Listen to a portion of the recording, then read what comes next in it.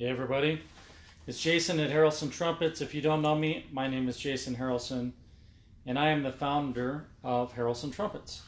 So today we're going to talk about the history of Harrelson, so you guys have a better idea of who I am and what the progression of our company has been all about. The story is pretty long, so I'll make it as short as I can, mainly because I don't want to bore you guys to death. And also because I still have a ton of voicemails and calls to make to get back to all you guys. So if you've ordered a mouthpiece in the last couple days or in the last month and you're looking for another console to fine-tune your parts, all those things, I'm calling you guys as fast as I can and doing my best here. Keep in mind, Harrelson Trumpets, we are open 6 days a week through the internet only. You can't visit. I mentioned that because somebody walked in like an hour ago.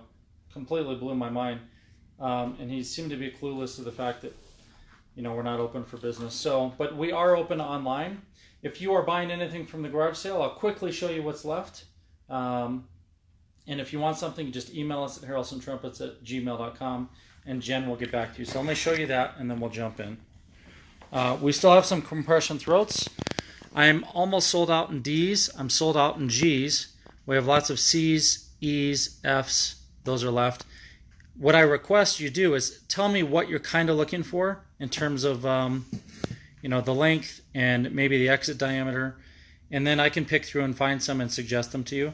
I do have some throats left that are used inventory as well, just standard and regular compressions and backbores. These are $12 each for throats and backbores because they're used. These compression throats are $5 each. Got a few inlays left. So if you missed any of that stuff, then you can go back on our garage sale from yesterday and see it.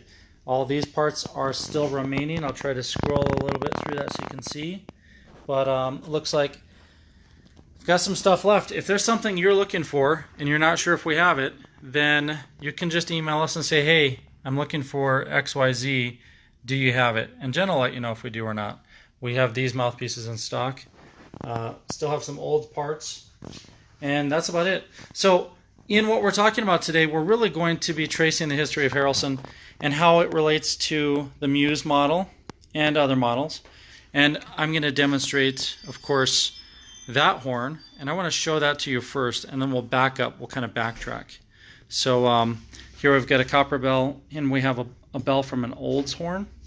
And we have 3 different lead pipes. One in brass, one completely in Delrin, and you're not losing your mind there. That is actually a Delrin VGR receiver, and one in aluminum. So I'm going to show you how all that works again, and then we're going to talk about the history of the company and help you guys understand how I went from being literally a college kid who had an idea to build horns to where we are today. Because when I started, I had no training, no formal education, and I was educated. I learned a lot throughout the years to get to where we are today. So first, let's look at the Muse trumpet. Let me lift this up, and we'll bring this down here so you can see what's going on. So, and somebody did tell me there was a way to turn the video around. So let me see if I can try that, because I have tried before, and maybe it'll work this time. I don't know. Let's see. No. Looks like the option that's supposed to be there just isn't there. So I really don't. Yeah, you do it before you start, I think. Okay.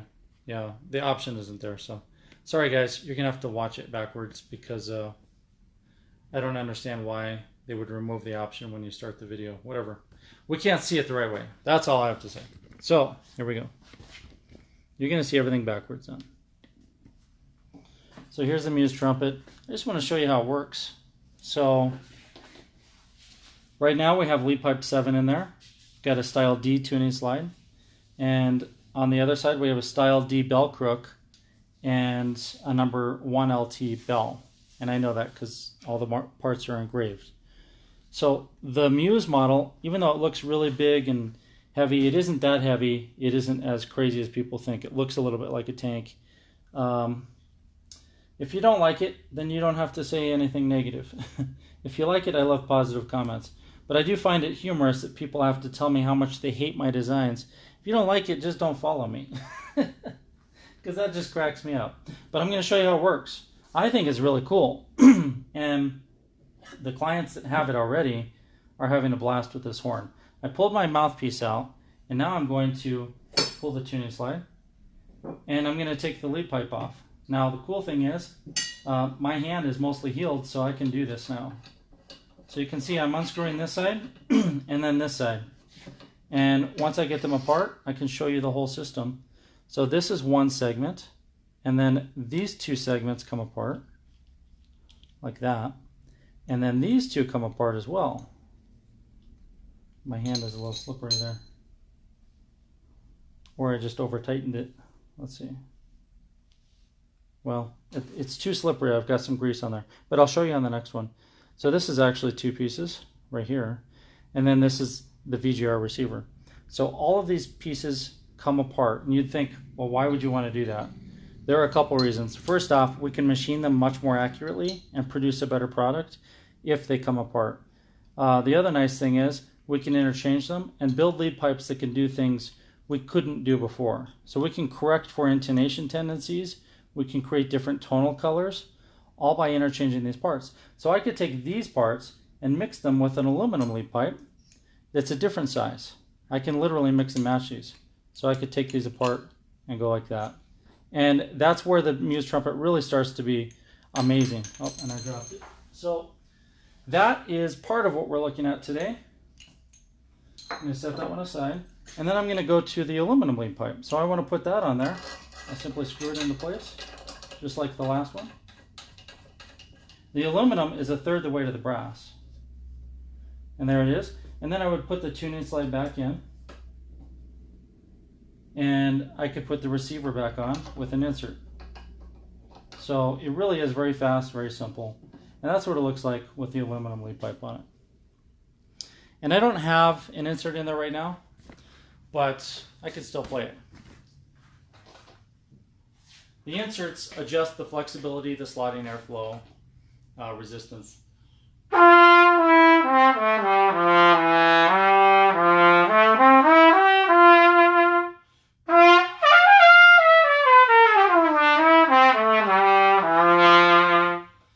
The aluminum lead pipe is lead pipe 1. And it's very light. It's not nearly as efficient as the brass version. So that's what it looks like. That's what it sounds like. I can also change the bells. So let's take this bell off. And the bell that's on here is a lightweight number 1, which is really like a lightweight 37 from Bach, or a lightweight Yamaha bell. It's kind of that kind of taper. Taking that off. And now I'm going to put this bell on. And this one came straight off of an Olds Ambassador. Okay? So it was off of an Olds Ambassador that had never been played. So I bought this from my friend Zig Cancel, who built Olds Ambassador horns for a while. And he, for some reason, they took this bell off of a horn before it was ever delivered. You can see somebody's handwriting is still on there, Olds Ambassador. And I bought hundreds of bells from Zig that were either experimental or special orders that weren't delivered, or just custom bells for ourselves. So he helped me years ago when I got started building horns. I'm going to put my mouthpiece back in.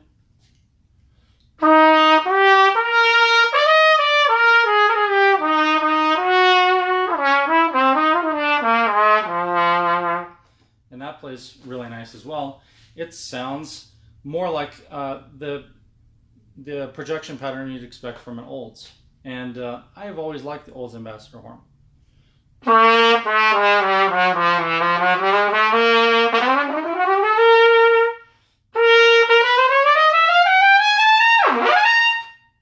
Feels good.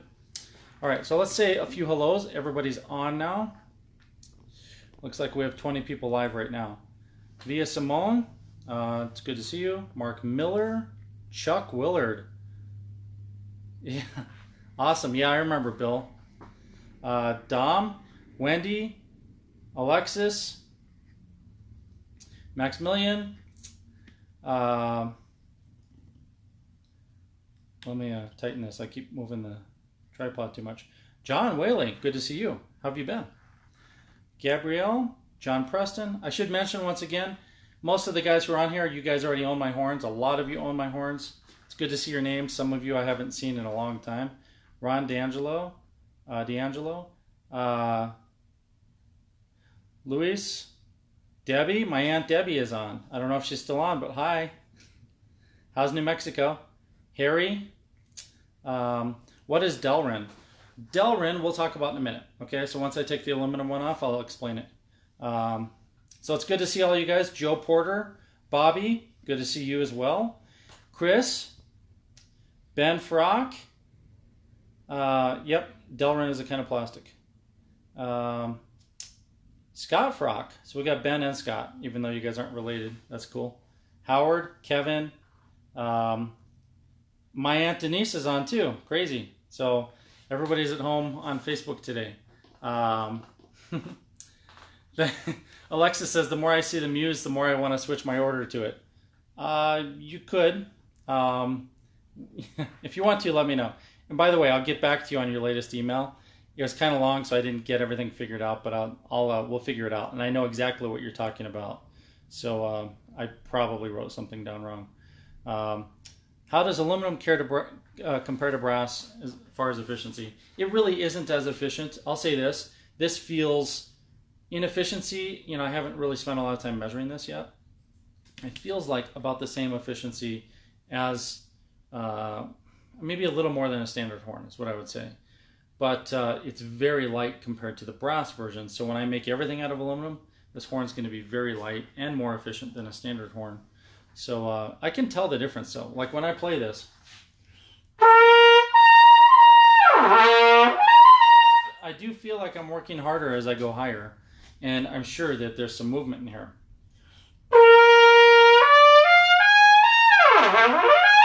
It is definitely moving just a tiny bit. So there's some energy loss there. Joey, Daniel, Don, Rupert. So it's good to see all you guys. Now, I'm going to show you a couple more things, and we're going to go through the history of this, and I'll tell you how and why I came up with the idea for this horn, because it's related to the entire history of the company. So let's put this back down. And now I'm going to put the Delrin lead pipe on there. So I'm going to pull all this off again.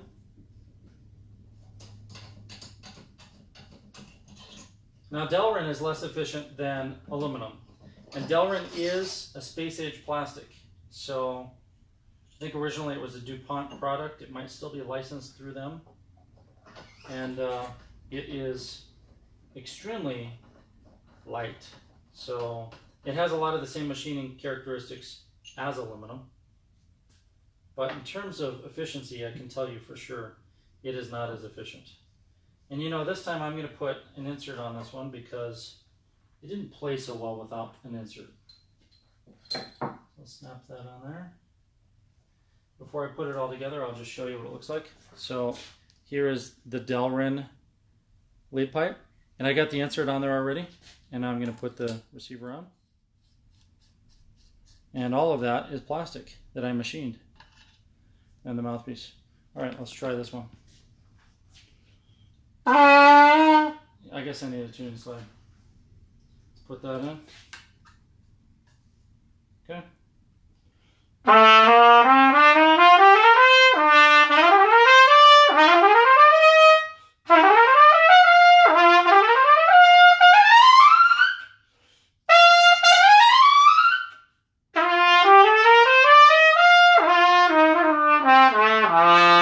I can really feel it move.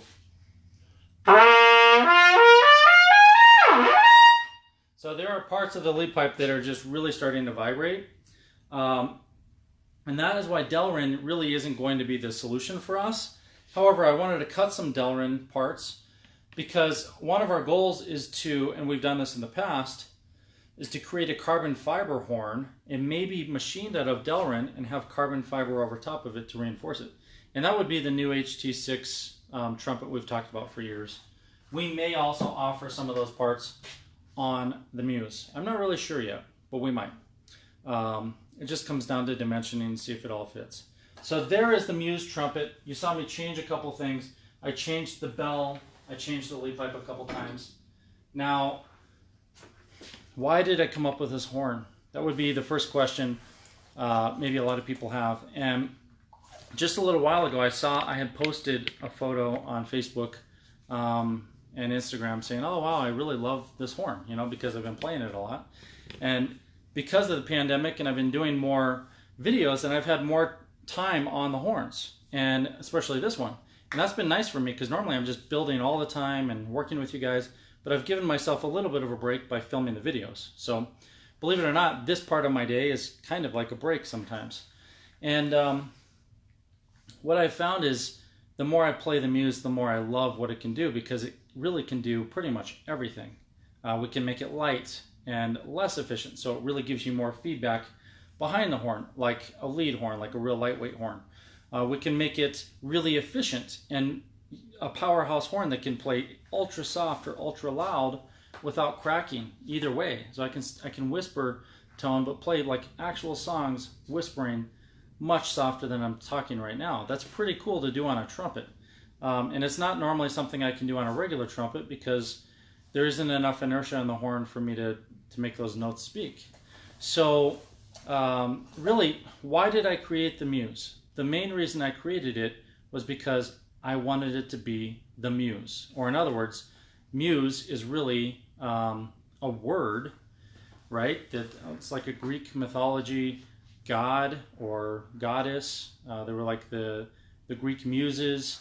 The word music comes from muse. A muse comes from muse. I wanted to create something that would take musicians who play brass instruments in any direction as far as they can go. So for me, the Muse was like the ultimate horn I could ever create. I always thought, man, if I could just create that horn, that would be my life's work. I'm done.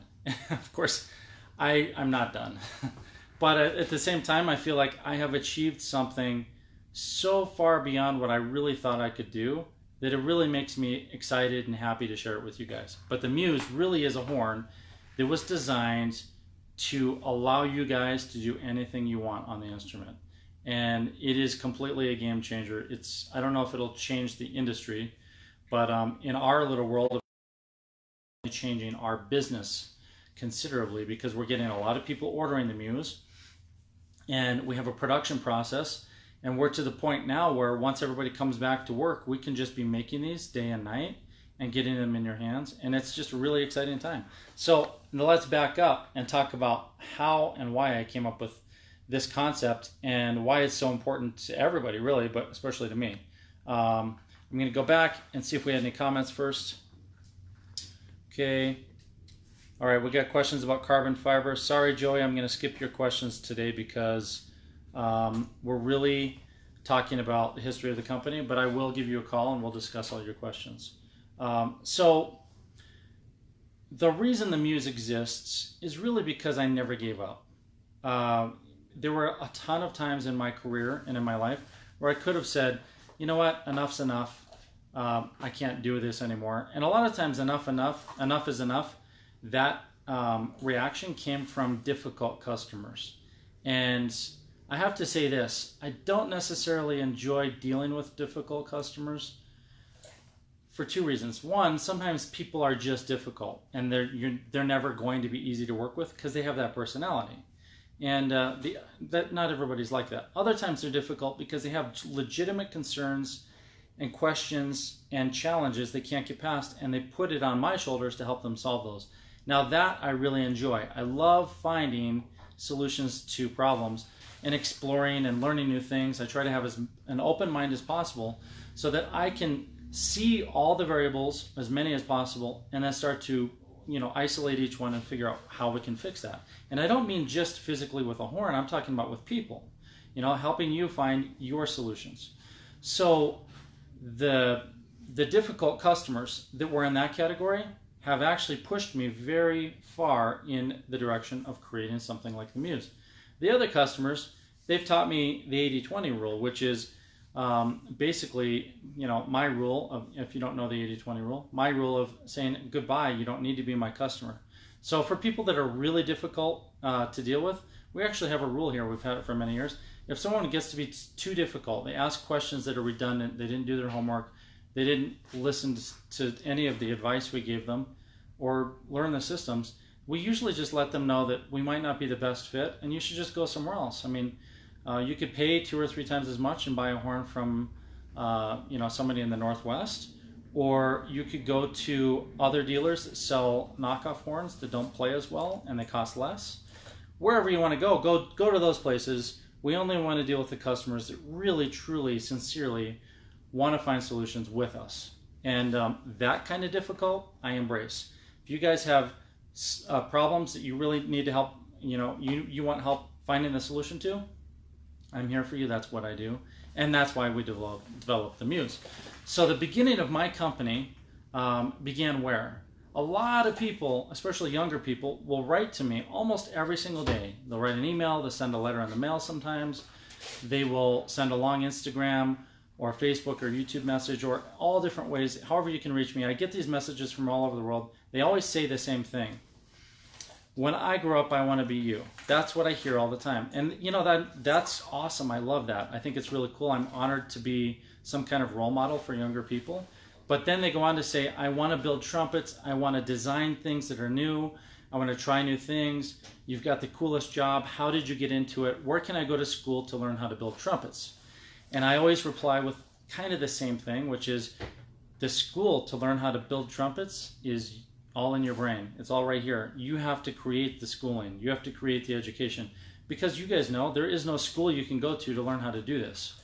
If you really wanted to learn how to do it, you would take the initiative, start taking horns apart, learn how to put them together, maybe take some engineering and physics classes. For me, I even studied psychology, as well as math and science and other things.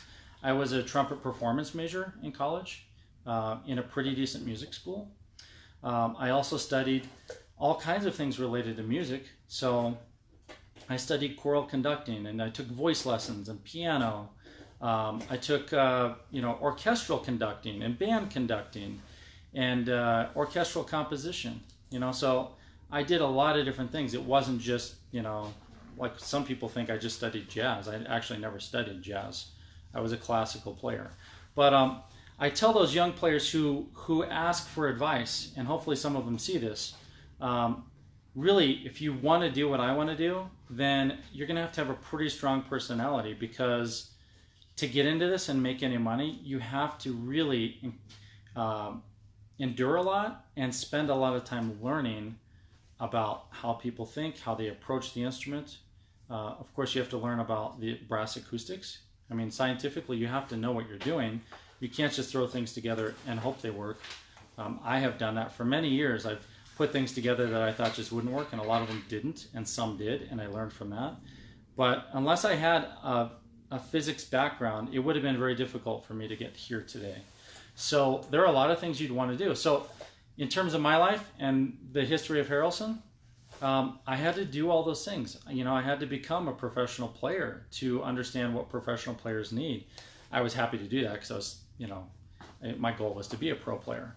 But for me, playing in a professional situation, I learned that I was really good with some things. Like I could play orchestral music and classical music pretty decent, and I could walk in and read the piece and be fine. But if I got called to play first or second chair in a big band, I struggled. So I had to work really hard at those things to get better at those things. The whole point of this is, if you really wanted to become a trumpet maker, then I believe you're going to have to be you're going to have to either be a trumpet maker that just builds a certain specific type of horn, or you're going to have to choose whether or not you're going to serve more people. Because most trumpet makers today specialize in one way or another. Some of them are jazz players, some of them are classical need, and what they're asking for. You really have to be somewhat in their shoes, at least once in a while, to be able to rise to that occasion and help them out. And what I said before, you also have to endure a lot, because I'll say this, I don't know. You guys still there? My phone just said, hey, we lost the internet connection. I think you guys are back. I guess if you don't write anymore, then I'll know you're gone. So anyhow, my point is, you have to have pretty thick skin to do this. And one of my friends started building French horns a couple years ago, and he's learned the same thing. I mean, the truth is, as soon as you enter this industry, there are people attacking you and your character and your abilities from every direction. And I started experiencing that when I was like 19 years old. And it was really surprising to me how few people were supportive, but would just resort directly to, sometimes downright hatred. And a lot of those people are still in the industry. They sell trumpets, they demo trumpets and sell them, and they still attack me daily. And I've always wondered, what would compel somebody to do that? Because it just doesn't make sense. If anyone out there is creating and you want support, you want a fan club, then call me, because I'll be your fan club from the very first day. Why? Because I think that creators are amazing people. I think if you're creating anything new in this world, whether it's actual music or an instrument or a new type of turbine engine or whatever it might be, I mean, if you're out there doing it and creating new things that are going to help people in the world, then I'm your fan right there. I'll be your number one fan. And in fact, I actually help a lot of different companies and inventors and people coming up with new product ideas all the time. And usually I do that free of charge just because I want to. Not because I'm like some super nice guy. It's self-serving too. I do it because I get a lot out of it as well. I learn a lot and I love the challenges. So what I really want to say about that is, if you get into this business and you want to start building horns, know that people will attack you from every angle, and the silent majority could eventually build to the point where some of them start to speak out in your favor. I don't think it's human nature for all of us to say negative things. I just think that sometimes the negative people say them first. And because I believe that is true, I wake up every morning excited to do it again. And of course, we have thousands and thousands of clients who love what we do all over the world. So it's a lot easier with the support we have today than it was 20 years ago. So Mark says, can you talk about your recovery from the stroke? Yes, I will talk about that. Okay, before I do, let me find my water bottle because I usually have it here. Give me a second.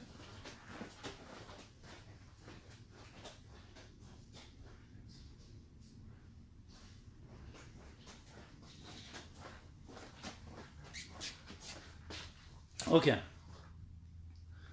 so I'm going to go back to the beginning. Why did I become a trumpet maker? And why did I create Harrelson Trumpets? This is something that I've always wondered about people. I've wondered, a couple things. First thing I've always wondered since I was a kid, like a little kid, and these are very vague memories because I have a lot of memory loss.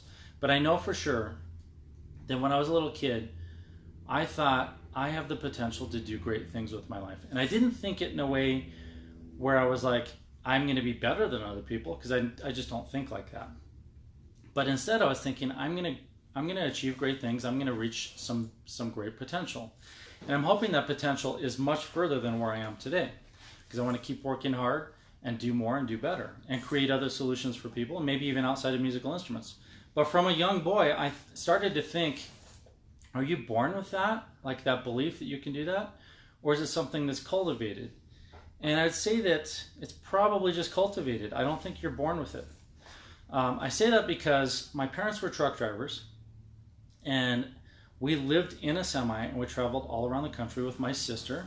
And sometimes my parents would leave my sister with some relatives and just take me, and other times they would leave me with some relatives and take my sister. Well, regardless, sometimes it was 3 of us in the truck and sometimes it was 4.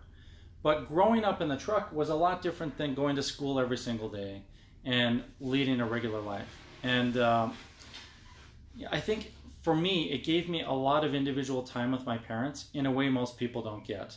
And the cool thing is, my dad is a very mechanically minded person. He was a diesel mechanic. He was also in Vietnam and served on a ship that was a repair ship. So his job there was to be an underwater welder. So he would go underwater, scuba dive underwater, and then he'd weld patches on ships that had been hit by things, like whether they ran aground or they got hit by a torpedo or whatever else happened. And so he's a pretty smart guy who had a good idea of how to answer questions for little kids like myself. So I'd ask him things like, well, how does this work, or how does that work? I'd wonder, like, how does an airplane fly? Or, how does the truck that we're in drive down the road, and all these things. and he would explain things in great detail to the point where it would normally bore somebody and they'd lose interest. But as a little kid, I was fascinated. I thought, oh my goodness, there are pistons inside and there's a spark plug and it ignites the fuel and the air and it explodes and the pressure builds and it pushes the piston up and that turns the crankshaft just a tiny bit, and there are like 6 or 8 of these inside the engine, and each one finally makes a full rotation, and they're all timed by this amazing technology that times the whole thing with a distributor that spins around on a rotor. I mean, like, all this stuff was fascinating to me, and I thought, wow, you could push the gas and it makes that whole system go faster or slower and gives it more energy. For me, it was amazing. Like, it was a dream life way to grow up, because I don't know when it was, but at some point I realized I understood how a lot of things worked without ever reading a page in a book and without ever going to school learning anything about it. And it got to the point where I built up enough knowledge that I started to just understand other things, explore them, take them apart, and I could figure it out. And of course, eventually I read books and other things. But we didn't have YouTube, you know? We didn't have Facebook, we didn't have YouTube. There weren't videos of people answering my questions. So when a young person asks me, how can I build a trumpet, empire and build trumpets, I usually say to them, go do it. That's it. And they write back and they're like, no, where do I go to school? Like, can you give me all the tips that I need to be able to succeed? I'm like, I can't. Actually, you're either going to be able to do it or you're not. It's going to be totally up to you. I can't help. The reason I can't help is because if someone told me every step of how to get to here, I wouldn't be here. Instead, I would have been like, not figuring things out, not learning enough, not compelled enough to succeed, and I wouldn't have had the passion to do this. The reason that I have had the passion to make this business what it is today is because it was so difficult. It's the same reason I got good at playing the trumpet. Now, I could get a lot better at trumpet, and you guys know it because you've heard me play. There are a lot of things that I suck at on the trumpet, and what I need to do is spend more time practicing. Which is a whole nother thing. I'm so busy building and working with you guys, I don't get to practice or perform, and I'm okay with that. It's a sacrifice for me, and I'll get to do that stuff hopefully later in life. But my point is this: if it were easy, it wouldn't be so compelling to work hard to get good at it. And that's why I believe you find much more interest and passion behind the more difficult musical instruments than the ones that are easier. And I'm not going to point out any instruments because I play a lot of them. We all know some instrumentalists that kind of figured it out easy on their instrument, and they weren't crazy about it like we are. We're trumpet players. We're freaking nuts because we want to create something and overcome these problems that are so difficult, or seemingly so difficult, that sometimes we wake up in the morning and we cry and we're like, I'm never going to be able to do it. And then the next day you wake up and you're like, oh, I think I can do it. Let me search for more answers. Let me ask some more questions. Let me get some more lessons. Let me try a new mouthpiece, new horn, whatever it is.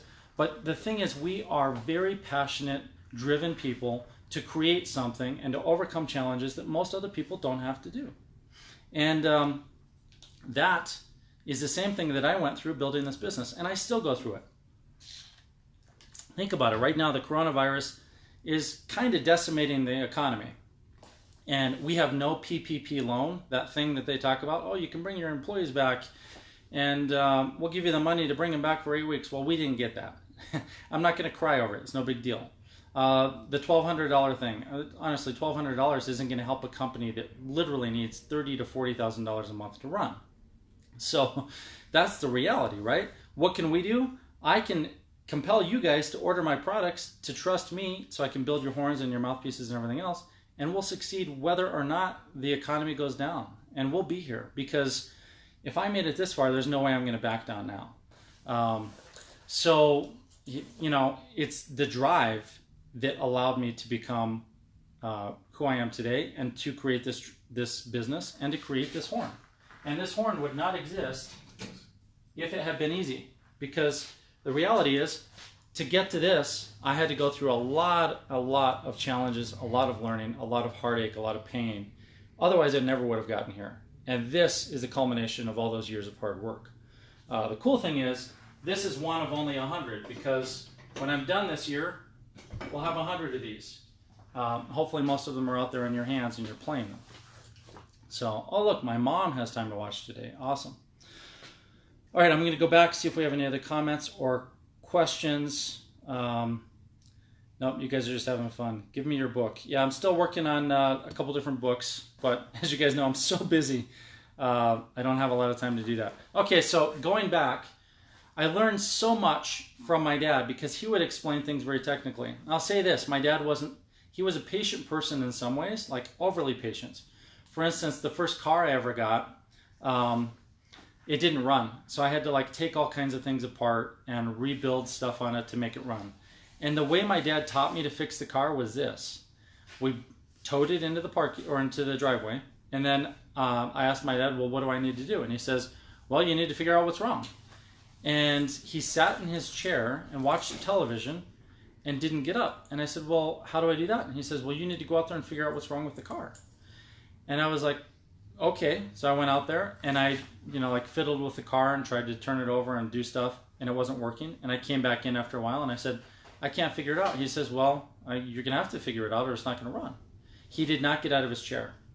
This went on for weeks. Literally a couple weeks, my dad would answer questions if I had good ones. If I didn't have a good question for him, then he had nothing to say. Once in a while, he'd give me a little hint, like, hey, did you check this or did you try that, But I was so naive, I didn't even really know how to turn wrenches underneath a car at that point. And when I think about it, I was probably like 16, But here's the thing. Him teaching me that way, basically making me figure a lot of it out with just some minimal guidance, allowed me to fix that car and understand a lot of things I wouldn't have understood otherwise. And throughout the years, I fixed a lot of cars. I used to actually buy cars that didn't run, fix them up, and flip them for like $500. And that's how I made a living for a long time, was just doing that. So, this company was literally started from a guy who used to flip cars for extra money. That's the truth. And I did a lot of other things like that. But my dad was teaching me lessons. Now, here's the other thing. My dad sometimes had no patience at all. He would just kind of lose it sometimes if I didn't do something right. That's where my mom comes in. My mom was like the most patient, caring person who spent a lot of time helping me understand the education side of things. My dad wasn't the guy who reads and writes. He figured stuff out by doing them. My mom was the one that said, oh, we need to teach you how to learn words. So she'd put, pieces of paper all over the house that had the actual written spelling of every name of everything in the house until eventually I memorized it all and learned it. But she did that pretty early. So when I was young, I was one of those kids that was playing Scrabble when I was probably in second grade, and it went a long ways. I pushed myself really hard that way on the education side. When I was in 8th grade, my English teacher said, you know what, Jason? You should take the PSAT. And I was like, what's the PSAT? I've never heard of that. And I didn't even know what it was. She said, well, it's this test that just kind of tests to see how you're doing in school. And it might be good for you because you might be able to get into some better classes or something. And I didn't really think much of it because I wasn't thinking that I was a great student. My mind wasn't in, I'm going to go to Harvard or something. In fact, my mind wasn't even going to college. I didn't even realize what college was. So I took this PSAT class, but I really started to get interested in it because I realized that if I did well on the score, it meant something. And it was like an assessment of what I can do, at least on paper, right? And I got more and more excited about it. And my mom actually hired one of her coworkers who was a math major in college at the time to tutor me for the PSAT. And I thought, okay, well, yeah, let's work on this. Let's work really hard. I loved math. So I took the PSAT, and my reading scores were, I think, average. They weren't great scores. So, it was above average for my grade, but in terms of the actual scores you would use to get into college, they were average scores. My math scores were actually almost at the very top. So I think I was in the 97th percentile in the whole nation, and that was for college students, but I was in 8th grade. So that's when things started to click for me. I was like, wait a minute. Actually, you know what? If I apply myself, here I'm an 8th grader, and I got better scores than almost everybody that's applying for college in the math section, I could make something of myself. And that was a revelation for me because, we actually, we didn't grow up in a suburban neighborhood where we had,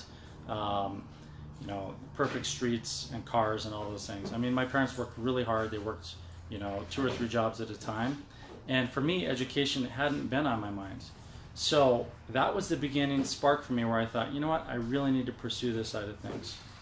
And that, for me, was a pivotal point in my life. So I'm not going to get into every little thing that happened, but I'm going to say this. I think I completely lucked out because I got two amazing parents. And they helped me learn so much. And that's why I say it's not necessarily you're born with it, but instead it is nurtured. Because unless someone helps you and teaches you what's possible and shows you what's possible, you may never know, and you may not realize you could do it yourself. And that, I think, is probably the lesson for me and for anybody watching this. If you want to understand how Harrelson Trumpets came to be, it was nurtured. Even though when I went out on my own and started this company and it seemed like nobody wanted to support me, the truth is, if you don't nurture other people's dreams and ideas, then they're probably not going to come true. So I want all of you to think twice before you say something that could squash somebody's dreams, whether it's a fifth grader or somebody who's 75 years old. It doesn't matter. Each one of us holds the power to influence other people in a positive way that could make a massive difference. And each one of us could reach out and reach out with positivity and encouragement in ways that can change other people's lives, whether you ever see it or not. So we should all go out of our ways to do that. All right, so got a couple comments here. Oh, it's my mom. JR Snack Cadillac Jack's Billings Premier Sporting Bet Bar. She's making fun of all my businesses. So I'm not going to get into all this, but I started a ton of businesses as a kid. And one of them was a snack bar with my friend Rick. And I remember our first paycheck, we got $5.40. That was pretty cool. Some of the other things we did, we had a lawn mowing business. Some of the stuff I did on my own. I mean, I did a lot of stuff. The truth is I have a hard time remembering all of that because somebody asked earlier, how did I recover from my last stroke? So unfortunately, I didn't know this going through my life, but I was having strokes. And the first time I had a stroke, I don't really know the first time I had a stroke, but the first time I thought I had a stroke, I didn't know what to call it. All I knew was that I had fallen on the ground and I woke up in the middle of the night and realized I was in a strange place.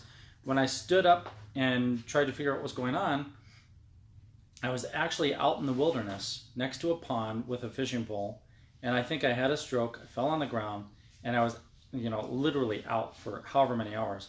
I walked home and my parents were upset that I was out in the middle of the night, because I'd left apparently that day early to go fishing. And I was probably like 11 or 12 years old. I don't know how old I was. But here's what I know. I was very confused about that. Things like that happened numerous times all the way up until I was in college. And at one point, I think I was probably like 6th or 7th grade, I was convinced I had had a heart attack. And I went home and I told my mom, I said, I think I had a heart attack on the school bus. And she was laughing. She's like, oh, whatever, you couldn't have had a heart attack. Nothing against my mom. She wouldn't have known, Anyhow, a couple years later, and I think I did have a heart attack. But a couple years later, I was running track and cross country. And then I discovered that I would literally get up off the floor sometimes. After school, I just wake up on the floor and there's nobody in the school and realize I had literally passed out and was, left for dead kind of. So my mom was very concerned about this. I had a ton of tests. I was in and out of school doing tests, trying to figure out what was wrong with me. Had CAT scans and MRIs and all that stuff. They couldn't figure out what was wrong until one day, after doing all this stuff, the doctor explained to me that he thought I might have a brain tumor and that I may only have a year to live. And as a kid, I was devastated by this. I thought, this is just completely nuts, right? I mean, how could that even be true?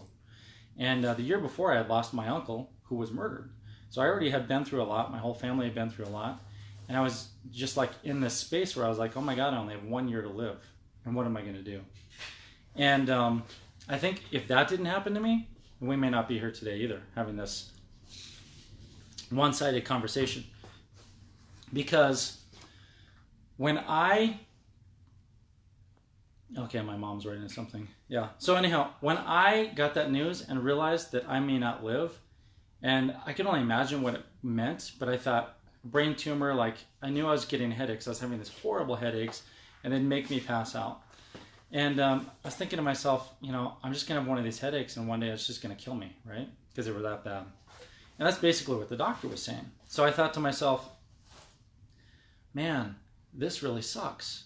But it only lasted like one day before I realized, hey, it doesn't suck. Because I'm awake the next day, I'm alive. And I thought, from this day forward, I'm going to make the most of every moment.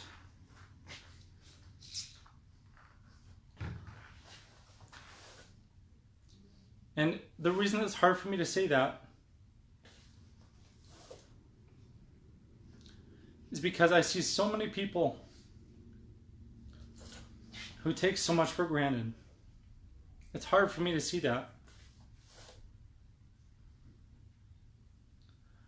Because most of us are so lucky to be alive and so lucky to have all the opportunities we have.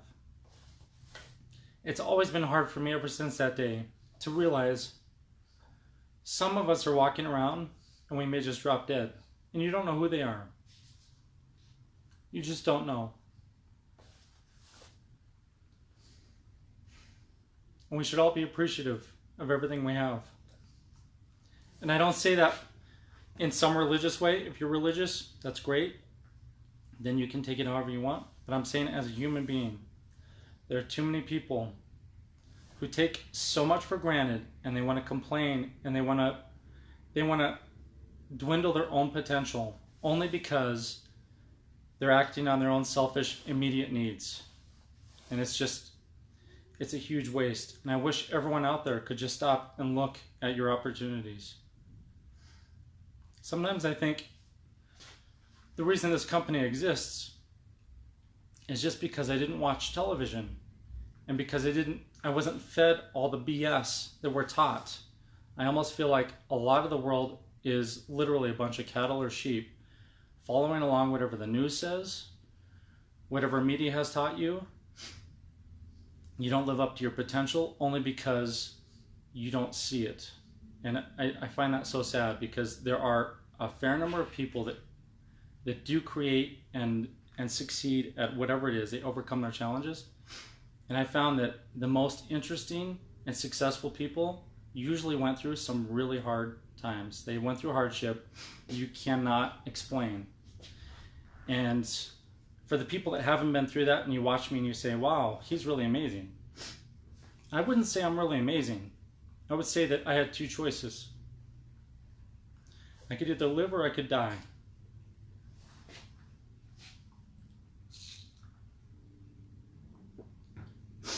And the truth is, every single person has that exact same choice. You can decide right now, are you living? Are you making the most of your life? Are you making the most of every situation? Are you being good to the people around you? Are you building beautiful relationships? Are you embracing beautiful things? Or are you consuming a bunch of crap and buying into the fact that life sucks? Because even if you have the worst situation in the world, life really doesn't suck because you're still alive. Okay? Unless the pain is so excruciating you can't handle it. That's the only time I would say it's acceptable to believe that.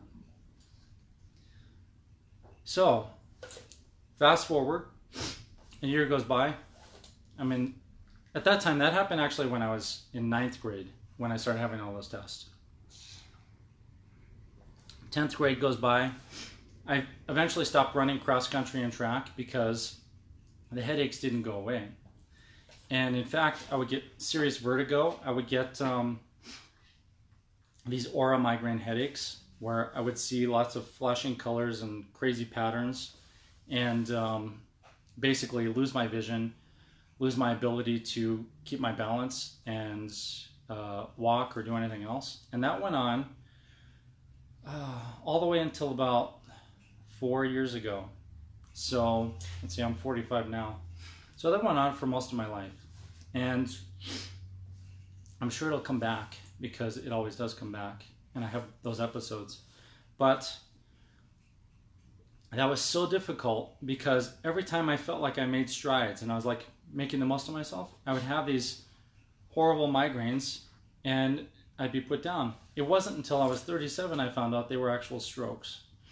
And when I found out they were strokes, then it kind of changed everything, because what happened was I had a very serious stroke. I woke up one morning, you guys don't know this, but in my Minneapolis shop, I had built a secret wall with an apartment inside it. So you could walk around my shop and not notice there was my apartment inside the shop. And I lived in there, and that's when I first got Oscar. And one morning I woke up, but the thing is I couldn't move one side of my body. And the night before, in the middle of the night, I was pretty sure I was having heart attacks, but I couldn't get out of bed. And that was obviously very frightening. But long story short, I had a stroke. I got myself out of the bed and onto the floor, and I tried to ask for help by texting people, but I couldn't text anyone. I couldn't call 911 because I couldn't talk. And I could feel my brain slipping away. It was the weirdest thing. It was like, I had felt this before, but I'd never felt it this extreme. I could feel all of my life, like who I am, how I interact with the world, how I can reach out and touch things, all those things. I could feel the ability for all of that slipping away. It was literally just slipping away. And it's hard for me to talk about.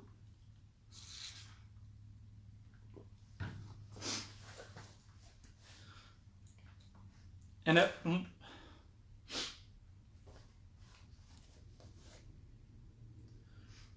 one point, I realized, I didn't know I was having a stroke, but I realized that if I didn't get help, then I probably wasn't going to be here anymore. And I had no idea what that meant. And this is exactly what I said before. I only had two choices. And it was either I was going to live or I was going to die. And normally when I talk about this, it isn't so emotional. But today it is. I don't know why. So anyhow, my mind was slipping away. I knew I couldn't move the left side of my body. I couldn't even walk. And it was a long ways from my bed, through my apartment, through the whole office, and through the machine shop, back out to my truck to be able to get help. And at that point, I couldn't talk, and all of reality was slipping away. So, for some reason or another, I dragged myself, just crawling on the ground, all the way through the shop. I got out. Somehow I got into my truck, which back then was like a Yukon, so it was pretty high up. I got in there. I tried to figure out how my phone worked. And I'm pretty sure that I sat in the truck for about half an hour trying to push buttons on the phone to figure out how to find a hospital. But the weird thing is, I didn't know what a hospital was. I had forgotten. And I thought, oh, it's too late. And I wasn't sad. That's the weird thing. And you guys who've experienced strokes, you've probably been through this. And nobody ever tells these stories. But this is why I warn so many people about having strokes. Because a lot of times they're very preventable. So anyhow, I sat there for the longest time trying to figure out how to make my phone tell me where to go. And somehow or another, I got hospital, like there was a symbol or something, and I pushed it because I couldn't spell. I literally had lost my ability to see words and letters. And it just happened like that. Like all of a sudden, everything was slipping away. And the weird thing is, I could feel what replaces your brain coming in. And what replaced it actually was really beautiful. It was like I was experiencing this amazing epiphany, and somehow the whole world was like vibrant and beautiful and just harmonious. And I can't even explain it. I was losing my mind, right? Because the pressure in my brain was building up, was cutting off all the blood flow. So I started driving, and somehow I could drive, like just with one foot and one hand. Started driving around, and I drove around for the longest time trying to find where I was supposed to go. And after driving for a long time, and the GPS was telling me where to go. I was driving around for a long time, and finally I realized I had no idea where I was going or why I was going there. And I just kept thinking, everything is so beautiful, you know, like, who cares if I ever get there, right? I was just forgetting about it all. I just thought, the world is an amazing place. So I'm driving around, and I see this big giant X, right? And now I realize why they put those big giant crosses on hospitals. It actually probably saved my life. So the thing is, the GPS kept saying turn left, turn right, turn left, turn right. I realized I didn't even know what left or right was. There was an arrow going this way, and I couldn't figure out if that meant go left or go right. And it was just arrows, and the thing was talking, and I didn't understand. But eventually, I got to the hospital. Actually, I never got really to the hospital, but I started driving over all these medians and things to get there. So I was driving straight through traffic, straight through everything. And I ended up leaving my truck apparently like in the middle of the parking lot somewhere, like a block away. I dragged myself in there. The nurses thought, oh my God, what happened to this guy? I tried to tell them what's going on. I'm like trying to tell them I had a stroke. And I remember the lady said something like, you're gonna have to fill out some paperwork. And I thought to myself, I don't even know what that is, you know? And then she saw my face and she's like, oh my God, this guy is like in dire need. So they took me in the emergency room. All right, we'll pass all that stuff. It was a traumatic day. Long story short, I survived that. And then I had to learn how to read and write and walk and talk and all those things. I had to learn how to play trumpet again. I had to learn how to build trumpets again. I had to learn how to program machines. The reading was the hardest part. It's probably the hardest thing I've ever done, is learn how to read again. But I'm telling you guys all this because the history of this company, probably like a lot of other people's lives and a lot of other companies, was not some easy thing. And sometimes it's hard for me to see the comments and the questions and the things that I hear that are obviously hearsay, where people think that I was like some trust fund baby, or that, you know, somehow I stole my designs from someone else, or somehow any part of what I did was easy. I'm not saying it was really hard and you guys owe me a debt of gratitude either. What I'm trying to say is that all of us are capable of a lot more than we realize. And we can all reach more potential, and we can all encourage each other to reach more potential. And right now during this pandemic, I feel like this is the time to do it, you know? I mean, we could all feel bad because people are getting sick and dying, or a lot of people aren't even getting sick or dying, but they're freaked out. And I get that, I understand that. I can empathize with everybody's fear. But now's the time where we could actually focus on helping each other and being good to each other and making the right choices, and choose that you can either live or you cannot live. And that's the reality here, is whether you're in a life and death situation or not, you still have that opportunity and that choice to make the most of your life where you're living, or you're not making the most of your life. And I don't know, are you really living, is I guess the question. And I didn't mean this to be such a deep conversation, but it really has become that, because I'm just who I am. I'm going to tell you guys what's going on and what I'm thinking. And I can't say thank you enough to all the people who have supported me. Because, you know, 5 or 6 weeks ago, we were really concerned that Harrelson Trumpets might not be here by the end of the year, only because so many different things have happened. And it's not because we lose the business. It's because people lose faith in dreams. People lose faith in all the things that so many of us have worked so hard towards. You know, almost everybody on here is a musician or a dreamer of some sort. Otherwise, you wouldn't be watching this. And we've all had people tell us, one way or another, either directly or indirectly, we may or may not be able to do what we want to do. And I think all of us have said, you know what, I don't care what you say, we're going to get through it, we're going to make it happen. And I want to say thank you to all of you. And the whole point of doing this video was to say thank you to you guys, because if it weren't for my mom and my dad and my sister and all the people who have supported us, and my team, and Jen and Jolene, you know, I wouldn't be here. This company wouldn't be here. And I just want to say thank you to everybody who has supported us, because it means so much to me. It really does.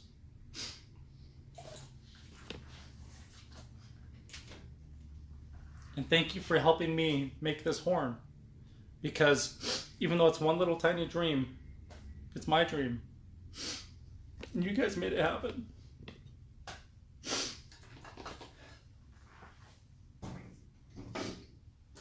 All right. Enough of that. So I survived. I got to the hospital. I learned how to read and write again. I learned how to program machines better than I did before. I learned a whole ton of stuff. But the truth is, it just never would have happened unless you guys had kept doing business with me and trusting me and giving me your time and your energy and your money, because all of that was traded for my services and my dedication to your success. And I feel like this is an awesome partnership. It's one that I think every musician wishes they had.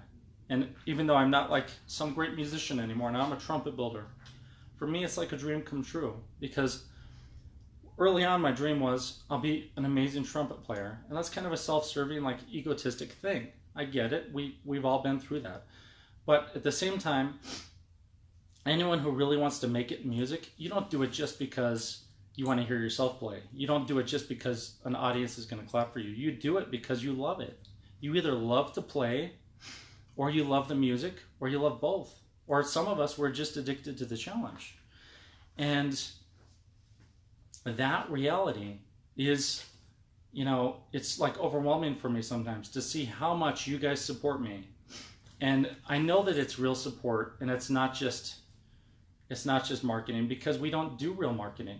And this whole business has been an experiment in psychology and engineering and in marketing, because what I wanted to do was not buy marketing and instead work directly with you guys straight here, right here individually, either through social media platforms like YouTube and Facebook, or in person. But I never wanted to spend, I didn't want to be that company that spent $50, $100, $200,000 a year on marketing, made lots of widgets and then shipped them. I wanted it to have meaning. And this whole thing has been an experiment.